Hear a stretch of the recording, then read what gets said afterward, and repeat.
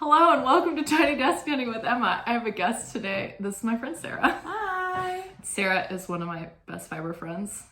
Yes. And she also spins and does other stuff. You actually do a lot of stuff. I do all kinds of stuff. I take full credit for getting you into spinning. Yeah, she was the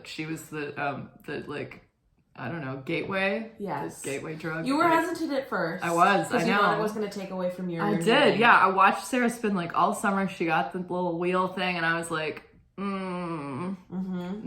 She was like, you want to try it? And I was like, no. And then I was like, Yes. yeah, I do.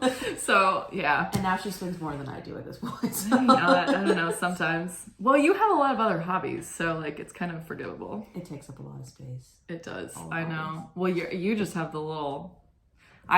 this is mine, but Sarah has one of these electric eel wheels. If you are looking to get into spinning and don't have a lot of space, this is a great option. And good for your budget too. Yeah, it's really cheap. A lot less expensive than most wheels. I mean, I would say any. It's less expensive than every wheel Yeah, you could possibly buy. And it's kind of a jump from like the drop spindle, which I would say is amazing for beginners who are just trying to get into it and don't want to spend more than like $15. Yeah. But I mean, so many electric spinners are like 800. I know, to like a 1,000. Hanson or an Ashford E spinner, those are expensive. Yeah. Like that's not cheap. But the electric eel is a really, really decent price if you're just trying to get into it. But I feel like I got mine and I don't think I even need another wheel. I think I'm just going to keep that one, at least until I have more space. Yeah, but a smaller place. It really is like all you need. And then everything else is just sort of if you want to try the treadle spinners. I mean, I can imagine like if I like had a house with like more like an actual studio and like being crazy and then like delving really far and getting like a Saxony wheel, but I don't anticipate that I would need to do that for a long time. It's one of those things kind of like knitting where like I knit for a long time and I just kind of like knitted like hats and like I don't know, like stuff that wasn't like fancy, and then I kind of got into it more. I feel like with spinning it's the same, like you can just kind of like spin for a while and then you're like, all right, I'm gonna do this, and then you get all the equipment and you kind of have like the basic technique down to then give yourself like more, you can do more from there, like without too much of a stretch because you already know what you're doing. But like, it's... I think it also depends on like what part of the hobby that you like too, where for me, it's really about just the process of making, where I think other people really like collecting wheels or they like the historic aspect of it and they like doing those things. And so if that's something you're into, then I think having a collection of wheels is definitely like it's an exciting thing plus, to like, have. People like fix them up and like So if that's what your part of your hobby is, then that's awesome. That is not part of my practice. No. So Could not I'm fix good. A wheel. I know. I'm fine. I have some like a wobbly treadle and like knit, and you have to come over and fix my wobbly treadle on the wheel because I can't deal with this. Yes. Like, I watched the video and I'm like, I'll break it. Like this would be so bad. Yeah, the fear is real, especially because they're so precious. I mean, they are like they're expensive. They're expensive, but they're also really special, and like they can last for years and years. I mean, mine is older than me. The matchless is from '88. It's in really good shape, but I'm like, if I broke this, it would be like sacrilegious. Like, I mean, it would just be like an affront to the spinning community to break a Shack matchless. Like, I don't know what I would do. And I feel like Dreaming Robots, the company that makes the electric eel wheel, they do a really good job of allowing you to repair yourself. They like sell the parts and they sell the engine, they sell the or the motor, right? Yeah, you can burn out your motor and they'll just send you, it's like $15 to get a new one. They'll just sell you the pieces and it's really easy to keep like upkeep. Whereas I think other things it's harder. Once it breaks, it breaks. Yeah, well, I mean, I was watching this video of Jillian Eve's channel on how they like have just like a thing where if you have she had like the Nano, and they just had like a complete upgrade kit, and it cost almost as much as the wheel costs to upgrade it, but they completely upgraded like the thing that you already have. Yeah, without so you don't wasting. Have to buy, which is great. Which is fantastic. You don't have to buy a new one. Yeah, whereas like if you break a wheel, you're oh well. SOL right there. So Yes. So we have a lot of things to share today about wool and spinning. Yes, we have so much stuff in front of us right now. Yeah, there's a lot. I know they can't see it and it's just like, wow, it's like a mess. It's a surprise. It's a surprise. Yes. Yeah. So Sarah got some wool some time ago, like a couple months ago. You got a big pound of the black and white Jacob yarn from where'd you get it? Blue Moon Alpacas. Blue Moon Alpacas. Mm-hmm, we get a lot of our wool from there. Honestly, I should be like partnered with them at this point. I feel like they should sponsor this episode. They're great. They are great. Yeah. So you got the pound of black and white Jacob, and then you brought me a bunch of it, and we're like, okay, we're gonna find out like all this shit that we can do with this. Yes, we're gonna play around with it. So it's like it's been fun. I have a couple of things of different iterations of the Jacob. So this is what it looks like if you just see it. Yeah. Like plain. So it is what it sounds like. It is a mix of black and white Jacob. The one, I think you can get it from different retailers, but the one that we get from Blue Moon Alpacas, it's very soft. It's really soft. It has a really good staple length. It's very easy to spin with. And even though it's a mix, because it's all from the same breed, I think it comes across very much like it's cohesive. It's also carded together. I mean, it's like it's clearly gone through the processing so that it's like all mixed together. And you're not like, if you get a top that has different breeds in it, sometimes you notice, I think, that there's like short fibers at the end that's just like, well, what is this? And it's like, well, it's the shorter fibers. Yeah. Sometimes I don't know, that doesn't happen to me as much anymore as it used to, but it definitely does not happen with this. Yeah. Or like if you ever get a fiber that's mixed with bamboo or silk or something like that, it's fun. But you'll just notice as you spin, you'll sort of feel the different lengths and the different textures. Yeah. But you do not with the black and white Jacob. So it's a great way to achieve sort of this look without the challenges of a mixed fiber. It's true. Roving. Yeah, so we have done some interesting different things with the black and white Jacob. Yeah. So you dyed some of it. So this is what it looks like when it's dyed reddish. Yeah, so this is, I think, the persimmon. It's the persimmon, yeah. From what's the company? Dharma. Yeah. Yes, so that Dharma. was, I have a bunch of Dharma dyes.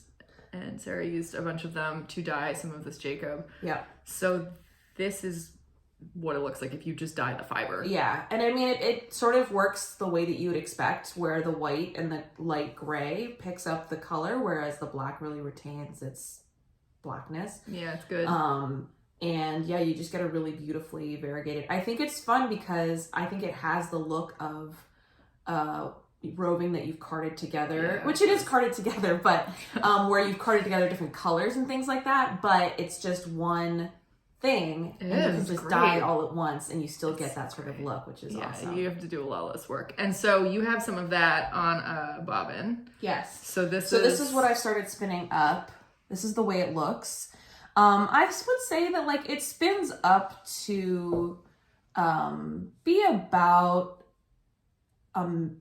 the way that it would look as if it was mixed. I think the spinning does not necessarily always retain the strands. I think it maybe depends on the way that you spin it. Yeah, it could. But it does sort of blend together as you spin, and it sort of becomes a little bit more of a single unit versus it doesn't look barber pulled. Yes. I mean, this is plied, right? No, this is single ply. This is a single, okay. Yeah. But you can still see like where it has some barber pole moments, but it's definitely a lot more blended than this is. Yeah, and if you ply it with itself, you're still getting a little bit of barber pulling in that way, but because it's all one thing, it's like, so this is a skein that I spun from Sarah dyed the Jacob a blue color here. And so you can see here that it's like, it does look like, if you look at it from here, it's just like, that looks navy. And then if you look at it up close, it's kind of like, it's got all these little spots in it. But on the whole, like, I think it's one of those ones where from far away, it has a uniform color, but then when you look up close, it has really nice personality and texture to it. It does. It also depends on the color you dye it. Like, this one's a little lighter. This one is, because it's darker, I think it's pretty cohesive there. But this may be a little bit different. But even that's pretty dark.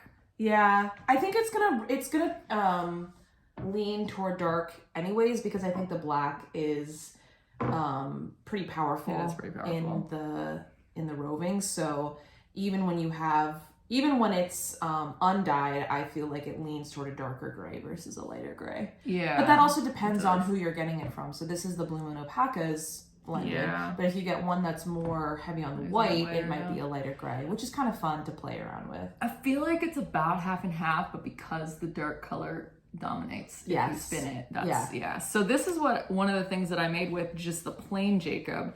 So I plied it with something that was obviously not black and white, but this is a black and white plied with like different colored BFL roving. That's awesome. Which is super cool, but you can kind of tell that's like pretty dark gray, like the ply with this. It reads as dark gray. Yeah, and I'm gonna pair it with this, which is not Jacob. This is BFL. Reminds me of like a rose garden. I think that's what I would name that color with.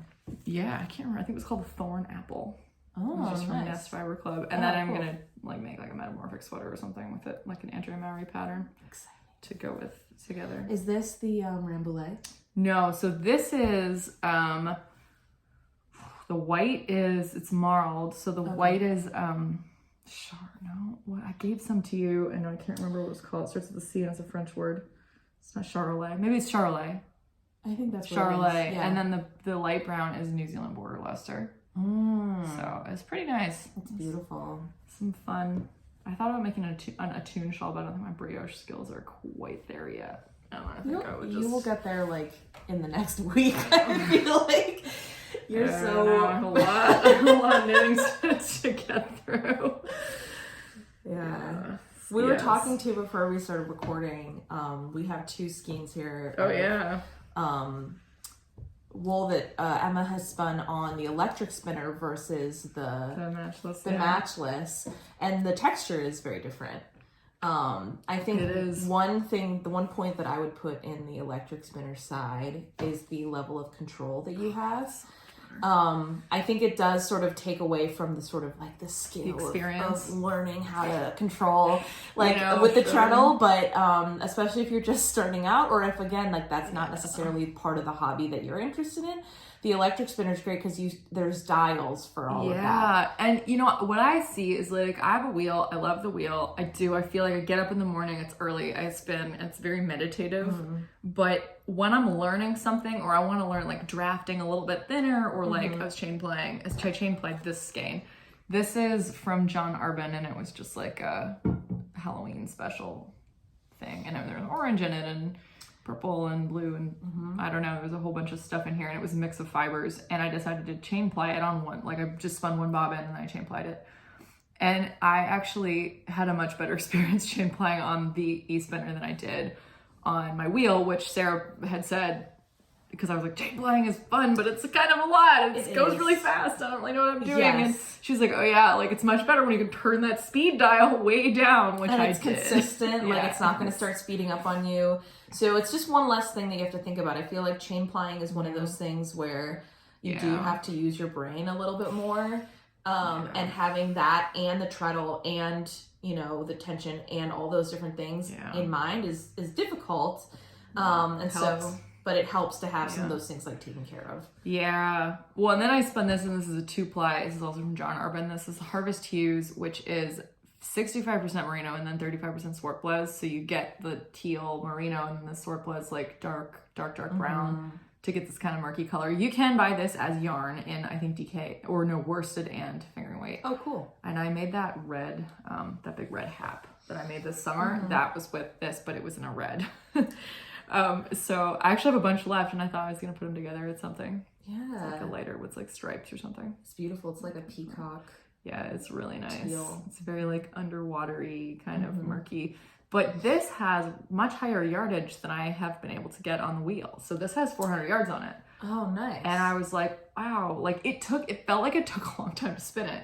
But that's why 400 yards. I spun 400 yards on each bobbin, and then I applied them together. So this is a better weight, or a better that's a lighter weight. So if I wanted to achieve that, this has 200 yards and it's 3 plies. So this was like, I would have gotten 300 if I had if I'd plied it all. Chain plying definitely reduces the yardage that you get from it, just because you're doing sort of 3 strands at once. But this is definitely a worsted weight. It is 200 yards and it's a worsted weight. And I feel like I mean, as you noticed, like when I started spinning on the matchless, it was like, this is like rope. It was so over twisted. And so it was like, I would have like 100 grams and I would have like what felt like I was knitting with sport weight, but it was only 200 yards or something. And I would be like, oh wait, because it's so over twisted. It was like, well, I don't think it's necessarily bad.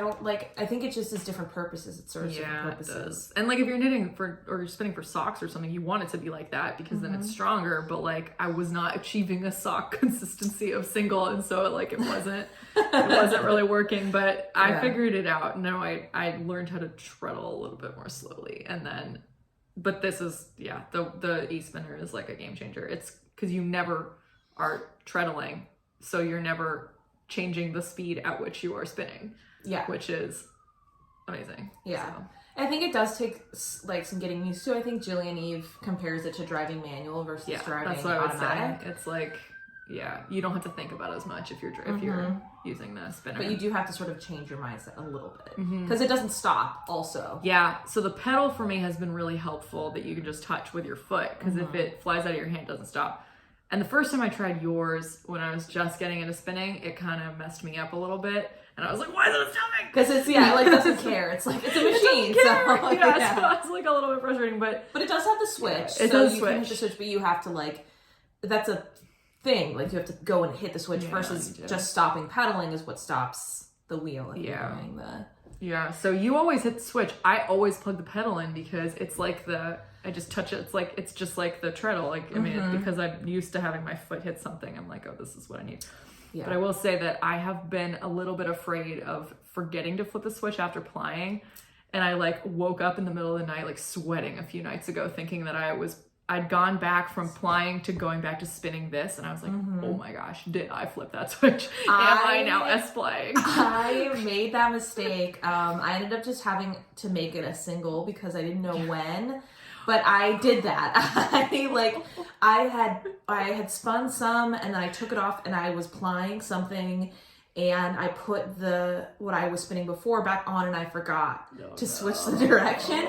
And for whatever reason, the way that it kind of was, it catches onto itself. So you don't necessarily know, like it doesn't start unraveling because the wool sticks to itself. So it just kept going. So everything felt fine until like, I was probably close to like the end of spinning and you were like, no. Oh, no. I always think I'm like, I'll know because I always spin my singles counterclockwise and I always ply clockwise, which apparently is not what most people do. As usually the opposite. Yeah, but that's what it doesn't matter as long as you're just being consistent always with yourself. Yeah. So I always think I would know because if I'm spinning with the wheel, I know which way I'm gonna grab that wheel and start it. But so I'm like, I would see it, right? Like I would notice if it was spinning in the wrong direction, but I don't think I would. I think you just gotta get in the zone and like you don't even.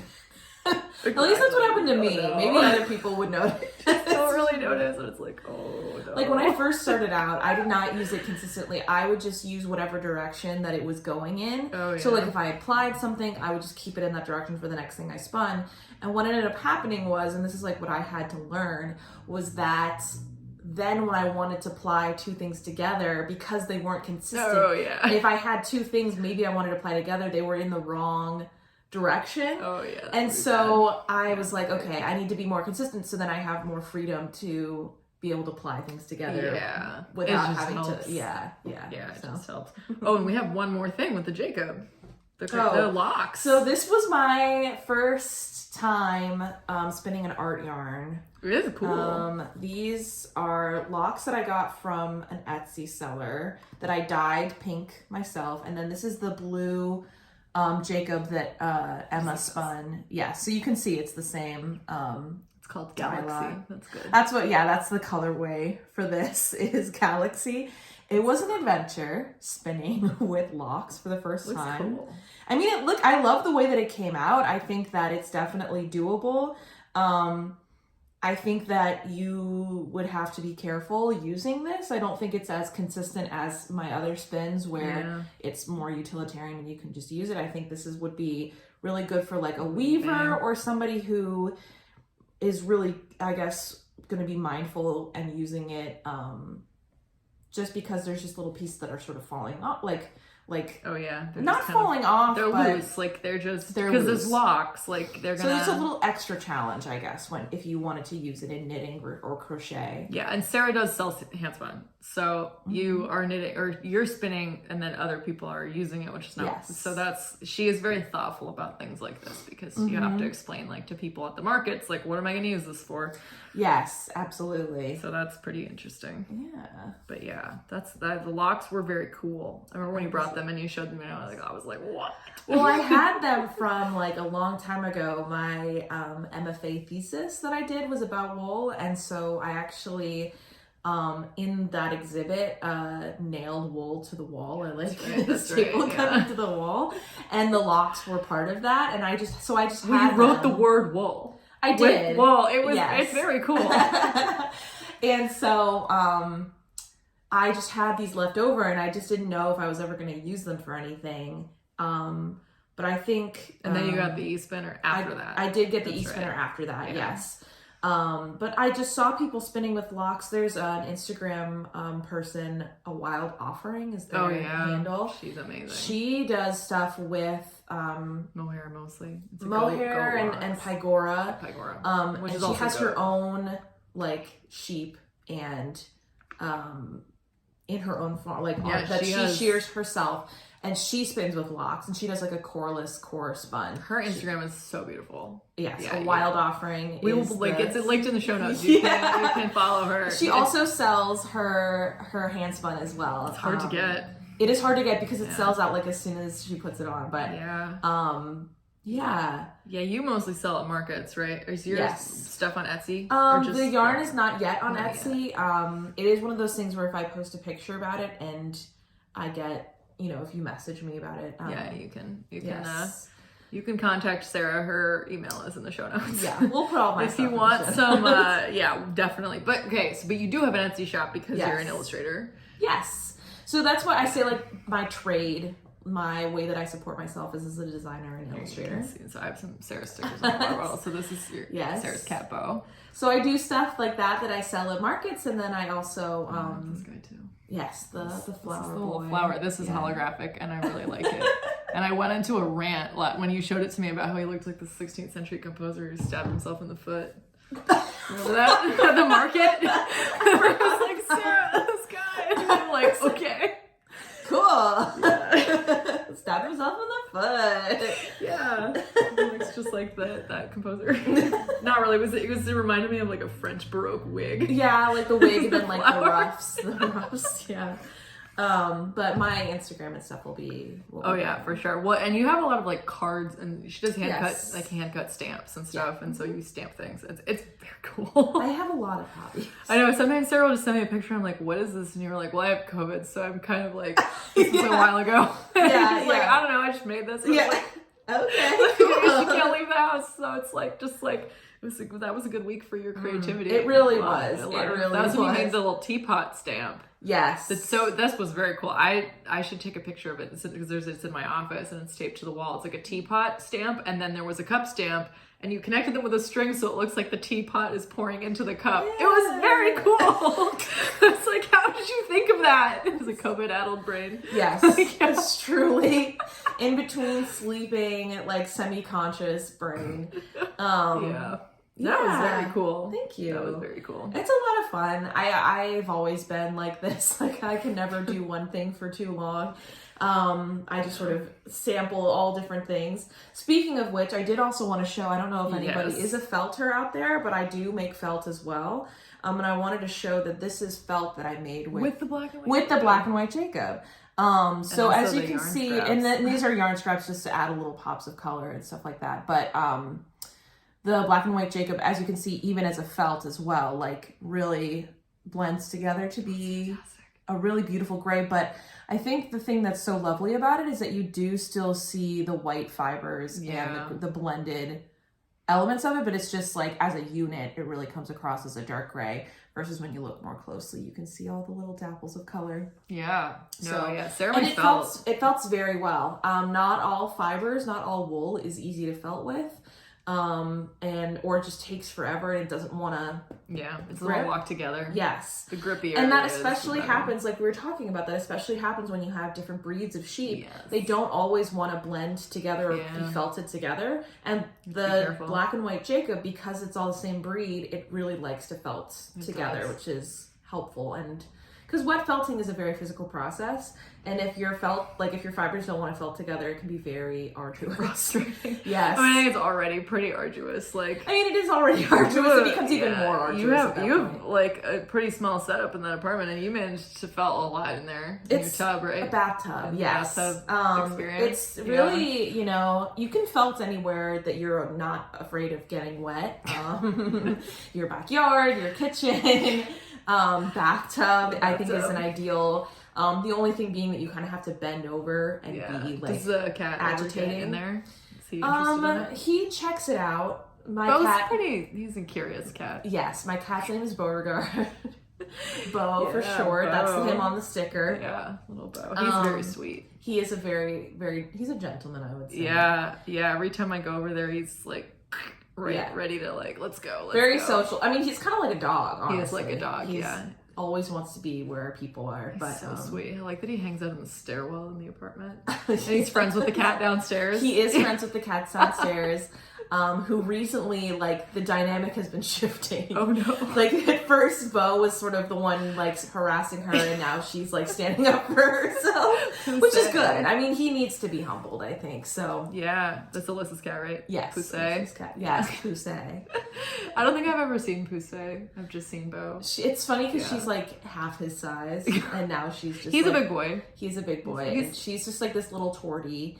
And she's got lots of tortitude. If you have any torties, you know what I'm talking about. And yeah, at first she was like, you know, would sort of roll over and sort of let him kind of be the boss. And now she's like, all right, come on, enough Bo. of that. I can take you. Yes, exactly. She's learned. But you also naturally dyed these two skeins. Yeah. So another part of my practice that I would say precedes my spinning, I really got into it a few years ago, is natural dye. Which is something that I do not do. So Sarah will be like, I got this stuff, like, you want to see this, like, oak? And I'm like, what? You'll send me pictures and I'm like, I want to see that yarn. Like, and so she has all sorts of, like, yeah, so the fun thing about natural dye is in a lot of ways you can just do it with things you already have. Yeah. So this is actually turmeric. I know. And if you cook with turmeric, you know that it stains everything anyway. So it makes sense. I will say with natural dye, there are a few things that you need to do to the fiber before you use the dye to make sure that it's as bright and sticks as much as possible. But other than that, I mean, it's basically the same process. It's the same, yeah. And both of us do acid dye, so. Yes, acid dye is like quick and easy. It's driving a manual, it's driving an automatic. Exactly, throwing it in there. This is just like, it just needs a little extra help because the plants that are growing are not designed in a lab to be dye, like acid dyes are, which are chemically designed to stick to the material that they're meant for. So it just needs a little extra help. But turmeric is one that, like, honestly, doesn't really need that much help. Yeah. You can really just sort of throw in like t-shirts, like same t-shirts, you know, all kinds of stuff. Like any cotton, it really likes cotton. Did you dye those t-shirts that you have with turmeric ever? The, you know, the ones that you sell, or are those just stamped? They're just stamped. Oh, those are just stamped. Okay. Yeah. But Sarah also sells like t-shirts and like tops and stuff with stamps on them, which is very cool. Yeah, I actually have been doing felt stuff too on them as well, so we'll see. We'll see. Like little applique? Mm-hmm. Oh, that's cool. Mm-hmm. You can do like on the pocket. Yeah. That's a good idea. New for 2023. That's right.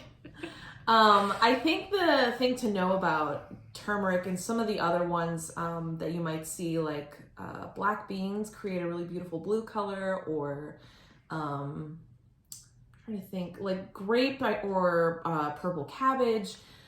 They create a beautiful color, but they're called fugitive dye, which I think is a very interesting word for that. And basically what that means is that over time they will fade.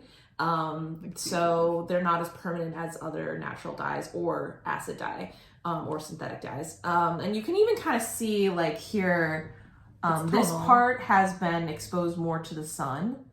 than this part has. So you can kind of see where like the different parts that have been exposed to the sun. The sun is really what'll do it. But for people who wear turmeric dyed clothing, what they do is they just like once every couple of years will just re-dye it, and it gets back to being its normal color. A piece of advice I will give if you are naturally dyeing yarn is that you really want to sieve. You really want to, is that the right word? Sieve. Well, like drain something? You don't want any detritus to be in the dyed pot with you. So you want to strain the stock, basically. So what if you basically need to heat up water with the stuff in it? I will say specifically if you're using a powdered natural dye. And then you drain, like you strain it, and then you have the water that's colored and with the dye, and then you dye the wool. Because, and I did this before when I was just starting out, if you have a powdered material, so like if you get powdered madder root or powdered turmeric or powdered whatever, which is a really great way to get dye sent from a dye supplier, like a natural dye supplier, they'll usually send it, or they can send it sometimes as like chips or something like that. That's cool. Anything that's going to be small enough to really get in here, make sure you strain that as like well as you possibly can. I used 2 pieces of canvas bag, like cotton. And I drain that through because any little powder that gets onto yarn in particular will stay and will fall off the yarn. I did this with madder root powder, and it was beautiful color. It was like this sort of mauve color because I used iron to satin the color, which is like another thing you can do with natural dye. And I couldn't even use it because I didn't strain it. I just thought you could just toss it in with the dye like you do with acid dye. Throw it all in there. And it was like every time you shook it, it would shed, and it would like puff up if you ever moved it or anything like that. And so if you are going to use natural dye powder, really make sure you strain it super well. Now, if you're using something like onion skins or bark, like you use those leaves, oak leaves, leaves or acorns, those are solid things. Those are not going to get, I mean, they might get tangled a little bit, so you can always put them in like a lingerie bag or something like I did. That's right. If you don't want to like be picking out pieces of leaves, but they're not going to be like permanently attached to this. So if you're using those kinds of materials, you don't have to worry about straining. You can strain. Sometimes you get a fun effect where the fiber that's right up against the material is darker than the fiber that's sort of floating in the broth or the dye broth. The dye broth. And so you get like a fun effect, right? Because I feel like natural dye is one of those things where it's known for not being a consistent color. You can get consistent color, but I don't know. It's fun to experiment with those kinds of things. Yeah. And I'm going to knit this into a hat with the most garishly bright pink pom-pom you can possibly imagine. Yes. Because why not? Yes. So, and this is a yarn that I dyed with. It's actually rabbit. It's it's Angora. Angora. I did not spin this. I got this from Knit Picks. It's their Bear Rabbit, I think is the name of the yarn. Oak leaves are a great source of tannin, which will like color yarn beautifully if it's a dark tannin.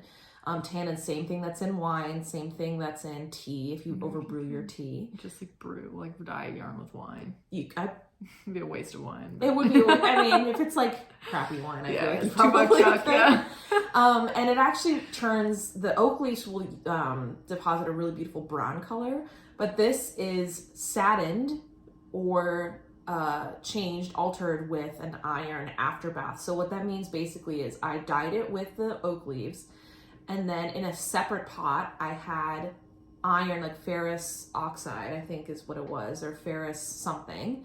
You can find them in dye suppliers, in water, heat it up, and I put it in there, and it makes this beautiful sort of sage green, gray, nice gray color. So yeah, it's fun. The fun things to play with, like natural dye is one of those things that it interacts with the acidity of the water that you're using. It interacts with the hardness of the water that you're using, and so it's one of those things where it's difficult, I think, to be really controlling of it. But if you're open to sort of being surprised, It's the best part. Yeah, it's really fun. And you know, I think there's a lot of conversation about natural dye versus synthetic dyes in like the dye world. And I am a firm believer that it's not a black and white, like one is good and one is bad. I think there's reasons to use both. I like the surprise of you telling me what happened. That's my favorite surprise. Yeah. She'll be like, I'm doing this, and I'm like, what happened? Like, I want that surprise. Yeah. I don't know if I want it in the kitchen freaking out, but yeah. I'm open to it. I'm open to the surprise. Sarah's more experimental than I am. But it's a lot of fun. You know, it's not hard. I mean, it's just an extra couple of steps, but it's not difficult. The materials are not terribly expensive to get. So it's a really fun thing to do. And if you have kids and you want to get into it, Kool-Aid, actually, you can dye with Kool-Aid. And that's a really fun one because it's not toxic. I mean, most natural dyes are not toxic, but I know synthetic dyes, you have to wear a mask. And you have to wear a mask, but you don't. I do. Sometimes Sarah wears a mask. Oh, okay. Well, we're not going to call me out. Sorry. It's my own body. It's your choice. It's my own body. I'm like, is the ventilation on?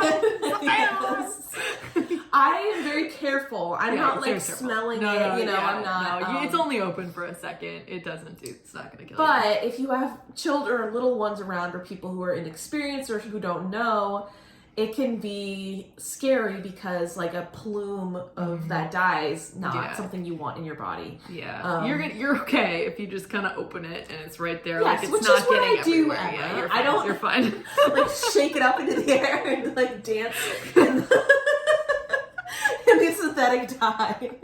Who cares? No, it's okay. So it's but Kool-Aid is a fun natural dye to use. That's you get lots of fun colors, but it's also very low risk and very kid friendly. So it's fun. I also see some stuff that you've dyed over here. Oh yeah, that's some of that. Well, I didn't dye that bright green one. But this is like an upcoming spin. This was like a BFL that I got at. I think I got it at what's that thing? Woolen Folk the day before Rhinebeck. They do. So that there's like a bunch of pieces of this neon green, which I cannot achieve. Although you have those jacquard dyes that you can get the really neon colors. So there's jacquard chartreuse and jacquard hot fuchsia are really this is jacquard hot fuchsia right here. And the bright orange is also really good. That's a mix of hot fuchsia and one of the yellows. Yeah, I can't get a yellow that's that bright with the Dharma dyes that I at least have, so I need to look into the jacquard dyes. You've given me some Dharma dyes, so I can give you some of the jacquard dyes. Yeah, we can trade off. Yeah. So these are some greens I did dye. There's a lot of, I don't even remember what all these fibers are. I was just getting ready for another spin, and I was like, this will be fun. I see one that's sort of like a heather. This I think is gray Corriedale. So there's gray Corrie. This looks like it's probably Polworth. Yeah. Or Rambouillet. This is the BFL, mixed BFL, which is the same as this. I got a whole sweater quantity of that to spin. This looks like it is a Romney or a Shetland or something. This is the same thing. It's like a Romney or a Shetland or something. And this might be the Rambouillet. That looks like Rambouillet. Yeah. You can really feel the difference between the different fibers. Yeah. So if you're a spinner and you sort of forget, if you have a little sampler of the different ones that are sort of labeled, it can be easy to sort of feel and be like, oh yeah, that feels like a Polworth, or that feels like a... You figure it out eventually. But there's also a few things here that are other mixed fibers that I recently got. So this is 1.5 pounds of mixed BFL. So I am going to do sweater spin with this. And this is from BZB. This is from BZB Fibers, which is also great. You also get on Etsy. So this is very good. Just really well shrink wrapped. I'm gonna dye this, I think, before I spin it. Do you have any color ideas? Blue. Yeah, but I don't know how dark. I was gonna go midnight blue, but I was like, it's the humbug. I want it to show up as so maybe the alpine blue color or something. Yeah. That's Does it nice. smell? It smells pretty good. Oh yeah. I'm not supposed to do that anymore because I'm really allergic to wool dander. What? Yeah, so this is a mixed Cory from Laughing Lamb Fibers, which is a farm in Nebraska. And this is Is it also from Etsy? Yeah, also from Etsy. So this says you can get from Laughing Lamb directly, or you can get them on Etsy, depending on your preference. But this is 6 ounces mixed Cory. So this is darker. Like that's really dark. Like that's like the Jacob. Yeah. Although this is not as well combed as the Jacob. Like if I open this. It looks a little bit more separated. Yeah. And then the DFL is like lighter. So that is from like a lighter brown sheep. Because not every breed too can get as dark as the Jacob or Schwartz. It's a hard one. Yeah, so this is much more stark. So that'll be interesting actually to spin that and see what's... I bet that you'll get a more barber poled look with that. That's beautiful. Yeah, you could also like pre-draft it into its own like, you know, little piles if you wanted to. If you wanted to, yeah, you could separate them out. Yeah. So that's fun. And you have to show what you're working on with the crochet. So Sarah's pretty good at crochet. I don't crochet, but Sarah's more of a multi-craftual. I would say definitely multi-craftual. I learned to knit when I was very little, and so I know how to knit, and I do knit sometimes, but I learned to crochet over the pandemic, and I realized how much faster it is, and I could never go back. I feel like I do still knit sometimes, but the comparison between like going from crochet to knitting, I feel sometimes I'm like, oh my gosh, it's been hours, and I've only got like this much. You're working on that sock. I am. Yeah. I'm Sarah's sock trip advisor. Yes, my sock guru. Yeah. With yarn that you dyed, actually, that you gave me. So, I have not crocheted lace in a while, but I just got like a hankering for it, as I do. You know, as you do. Sarah just follows the. I follow my heart. Follow whatever the drive is that day. Yeah. So this is just a little sample of some crochet lace. What? It's like a little bee. It could be like a little bee. I think it's a leaf motif pattern. So it's just going to be like leaves like coming up through. Excuse me. And it's just a cotton thread. That is so thin. It is not as thin as you can get though. That you can definitely get thinner than this. This is just like a Joann's like big crochet thread. In bright white versus like the off-white, which is what I usually get. Yeah, it's pretty cool. It's fun. Like, lace is an interesting mistress. I think it's definitely one of those ones where it doesn't totally look like it's going to look in the end until you block it and starch it, even if you... Starching. So what is starching with crochet? It's the same thing as like, you can do a few different things. I know some people do a spray starch. I think the way that I would probably do it is if you're blocking in the water that you're soaking it in, you just add a little bit of starch. Okay. And it doesn't have to be like fabric starch. It can be like... cornstarch? I don't know. I don't want to say yes and then people get mad about it. Okay, so maybe someone in the comments... It is a starch though, so... Because I'm trying to think like how did people do it back in the day, right? Like they probably used potato starch. Okay. So like potato water, right? Lovely. If you boil potatoes in them, or like rice starch. Oh yeah, sure. So it's like I feel like cornstarch would probably work. All right. But don't quote me on that. Yeah. Okay. So just in that water that you're soaking it in, and then when you block it, then it'll be starched and blocked. It's just because lace is one of those ones where you want all the little... You want it to open. The open spots to stay open, and you don't want it to be... Yeah, you have some lace, right? So this is a wrap that I've been working on with nails. Ooh. It's almost done. I spilled some coffee on it today, but that's fine. Yeah, so I did show this last week, and this has been getting bigger. So these are lace as well. And so you can see that they're like with wool, it's going to be even more pronounced. Like it wants to pull in like this. And when I block it, it's going to look much more like it stays where you block it. So you put the pins in there and the wool remains where you've pinned it. And so all these little candelabra thingies are, that's what they look like. This is just like That's beautiful. Yeah, it's really funky. I love all the colors. Yeah. Well, is that for you? Is that a gift? I think it's for me, probably. I don't know. I like it. I don't know. Sometimes I like wear something for a while and then someone's like, that's really nice. I'm like, here you go. You can have it. Like, so generous. Yeah. I make a lot of stuff, so I don't really. Yes. But yes, I knitted.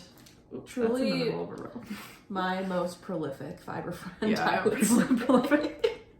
Yeah, so as I told you, I'm trying to be more intentional this year and not make as many things. I'm trying to make like, sticky. I'm trying to make like more things that are like take longer and like make me, more patient. So. And I'm kind of, my resolution's like the opposite, basically, where I use just more material. Use more of the material that I already have versus like sure. jumping from craft to craft and just getting excited. Well, as long as you have like enough stuff to start, you can kind of jump around within the stuff that you have, though. Yes, I think that the main idea is not just getting more things. Well, yeah, I mean, it would just overflow your place. Which is why I sell it, honestly. That's true, yeah, that's true, yeah. With the spinning, like, for whatever reason, the spinning was sort of satisfying, like, the crafty itch, and so I wasn't crocheting as much as I wasn't knitting as much as I was, and so I just kept spinning and spinning and spinning, and having yarn, but not necessarily using it because I was really having used some, fun but spinning. I made some samples. I made those little yes, and a sock. Like the 2 mitts and a sock and a half. A sock and a half. And then I finished the sock with some like other stuff that I had dyed. It looks like quite a Franken sock. Yes. But it was fun, and then also people could see like, oh, you can get these things. This is what it looks like when you use it. And it was fun. That was a nice fun. It was like purple and green. It was. It was fun. Yeah. So it was very like, I think people really like the to see it, and it's like it's the sample. And of course, people will ask, "Can I buy it?"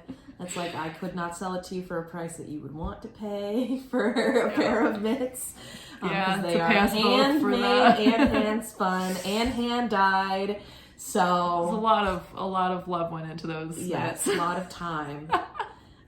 Which is, I think you guys know, but it's not everybody understands. Everybody gets it. Yeah, because we're so used to seeing things in the store that's just like been made and ready to wear, or like a machine made it, right? And so in that sense, it only takes that like 30 seconds or something to make something, but by hand, it's a process, and it's like you love it and you enjoy it. The whole point is to like love the craft. So you don't do it because you don't like it. You do it because it's fun. It's your hobby, right? So that's right. It's a good time. Yes. Yeah, but if you're in the Baltimore area, you can find all the stuff at all the art markets. Sarah never misses one. Every single art market.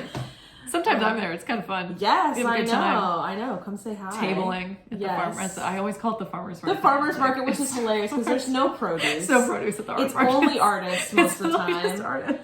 I would love if it was a farmer's market as well, but it's just a maker's market. But the maker's market, that's what I should call it. But people, and everyone in my life will be like, "Where are you tonight?" I'm like, "I'm at the farmer's market with Sarah." That's what people get. People understand. But I also do sell stuff online. And also like I love to talk about and I love to teach. I am a former educator, so you can hire Sarah to teach you stuff or teach other people. Or stuff. you can also just ask questions. Or you can do that. He doesn't all need to. You don't need to pay me, but if you comment, I will send your question to Sarah. But you can also email Sarah by clicking on the link in the show notes if you would like a more direct response. Yes. I love talking about this stuff. So. Oh yeah. We sometimes get on the train and like it's like hours go by and it's like oops. And people will like kind of come and go and be like, cool. Yeah. And we like will go like too deep on it and it's like oh wow. Well, what's the staple length on that? Yeah. But it's fun. Yeah. It's good to have more fiber friends. The more fiber friends, the better, I say. Oh yeah. Yeah, we're building it's like a coven. Yes. Yeah. A coven of fiber we might start a spinners. I want us to start a spinners guild because there's no spinners guild here in Baltimore. Yeah. Well, we gotta go to the spin night at Clover Hill with the e-spinners and see what they're all about. Because I really feel like I would like to meet more spinners to try their wheels. Like I would like to see what the difference is because I'm like, okay, well I like my wheel, but like, there's other wheels and I would like to see what it's like to spin on a Saxony and see if it's different and if I wanted to have an Ashford traditional or something someday. But, it depends. I don't really need it now, but it's like maybe at some point I'm going to like really go down that rabbit hole like I did with knitting a few years ago. And I feel like you're starting to, I mean, you're not jumping down the like I want all the wheels rabbit hole, but the spinning rabbit hole I feel like I don't know has been leapt into. Oh yeah, for sure. Which I love. You know, I love it. It's nice, yeah. Well, and it's very like nice to have other friends who spin because then you can talk about it. And I'm like, am I crazy? Problem solve, like when you first got this, and there was like little things going on. Yeah, the speed dial wasn't plugged in. Ian and Nitin fixed it, but it was. I was like, why doesn't this work? And you were like, mine works. And I was like, okay, something's going on with it. Yeah, that is the other thing too, is that they spin very quickly. Yeah, like, I never have mine at full speed. Yeah, mine is on like half, and I'm a fast spinner, so it's like because I'm used to the wheel, which is, you know, even that I spin on the biggest whorl, and it's still just like it flies and it gets real twisted, and so messing with the tension and the speed is fun on this because you get a more controlled environment there. It's fun. Yeah, definitely recommend. Yeah, if you're looking for something, it's portable. Like, you bring it everywhere. I do. I bring it to the markets. Yeah, if there's a electric source. Yeah, and you can bring it like on vacation. I mean, I got it. Also too. I stuck that in my suitcase because I got it to ship to Vermont, and then I just brought it home from there. So yeah, it's pretty fun. But yeah, it's a good time. We always have a lot to converse about with the spinning. Sending pictures, the crafting. All the time. Oh yeah, constantly. Yeah, I was just home for 3 weeks, and we were like constantly was like, oh my god, yeah, it's very like this is crazy. Constantly. That's the most amazing thing I've ever seen. Yeah, that's most of the time, like the text between us. It's yes. Like, oh, Sarah, that's cool. I can't crochet at all. How did you do that? Like, I can't. How did you do that? You gotta build each other up, you know? Oh yeah, you gotta build each other up. That's sisterhood. I don't like the people who are competitive about it. We're very like, absolutely not. I also feel like we do completely different things. Yeah, I mean, even with the spinning, like, of course, like, I do 2-ply also, but I don't know. I feel like there's room for everybody. There is room for everybody. I also am like the least competitive person. Yeah, neither of us are competitive, and it's just like, naturally it's just kind of it's just like exciting. No, it's definitely like it's more of a collective than a yes. I just fiber friends need to build each other up and not be in competition or anything. No cattiness. And the friends at home have not met Monica, even though I'm like, yeah, Monica's gonna be on the channel. Like, Monica's the same. She does completely different stuff. And so at her wedding, and these people were like, oh, you guys compete? Like, who's better? And we were like, what? Like, no. Like, I feel like that also doesn't even like apply. No, like, it doesn't apply. Like, you know? better, like, like, okay, everybody follows the skills that they want to get, like, and you work hard, but like the only person I'm competitive with is myself at the end of the day. Yes, I would say am really competitive with myself. Yes, but not with other people. So it's nice to just kind of be able to like bro down and just be like supportive. I call Sarah bro most of the time. Like, my text to Sarah just start bro, and she says dude. Those are like our friend names for each other. Bro and dude. Yes. Yeah, so although neither of us are bros or dudes, but that's okay. It's a gender neutral term. I would say we've made it a gender neutral term. Yeah, but see, I told you 50 minutes. Okay, it goes. You just don't fast. even think, especially if there's another person. You're just like, wow. You just chat. I know. Is there anything else that we forgot about? Not really. Okay. I think this is good. I mean, we can follow this up if people have more questions in another month or two. You know, we can make your segment pretty regular. Oh, the Sarah segment. Spinning with Sarah. Yes, spinning with Sarah. Okay. All right. Good. Well, we're gonna turn this off and talk about more crap probably. Then, for a while, and then, but you will get to hear more if you want later from us. Yes. Yeah. So that'll be fun. Great. Yeah, so you can like and subscribe as always. You can find Sarah on Etsy. Description box has all the links for you, and you need to see her Etsy store because it's pretty cool. Oh god, now I need to like put all the more things on put more stuff on.